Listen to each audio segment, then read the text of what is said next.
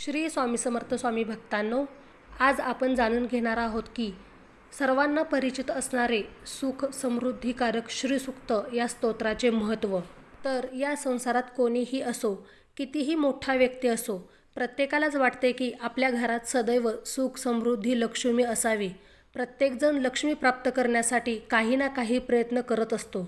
त्याचसाठी देवी श्री महालक्ष्मी यांना प्रसन्न करण्यासाठी श्रीसूक्तचे पाठ सांगण्यात आले आहेत. तर नवरात्रामध्ये श्रीसूक्त रोज 11 वेळेस या पद्धतीने 9 दिवसापर्यंत पठण केल्यास धनधान्य सुख समृद्धी ऐश्वर्य प्राप्त होते. तसेच श्रीयंत्रावरती किंवा कुलदेवीच्या टाकावरती दररोज 11 वेळा श्रीसूक्त बोलून कुंकुमार्चन केल्यास अखंड लक्ष्मी प्राप्ती होते.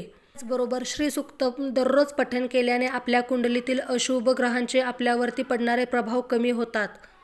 त्याचबरोबर श्रीसूक्त स्तोत्राचे पठण उत्तर दिशेला तोंड करून पठण केल्यास अखंड लक्ष्मी प्राप्त होते, कारण उत्तर ही कुबेराची दिशा आहे.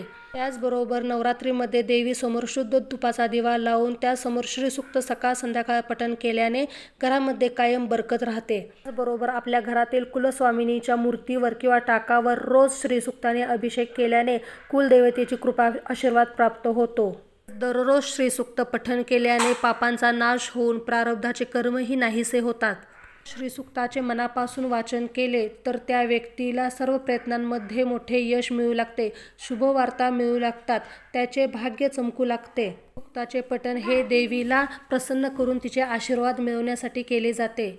श्रीसूक्ताचे पठण करणे हा कीर्ती, आनंद, समृद्धी आणि संपत्ती मिळवण्याचा एक निश्चित मार्ग आहे. श्रीसूक्ताच्या पठणामुळे मागील जन्मात तुम्ही कोणतेही पाप केले असते तरी ते सर्व पापांपासून मुक्त होऊन व याच जन्मात नव्हे तर भविष्यातील जन्मातही आनंद आणि समृद्धी येते. त्या व्यक्तीच्या भावी पिढ्यांनाही आनंद आणि समृद्धी मिळते.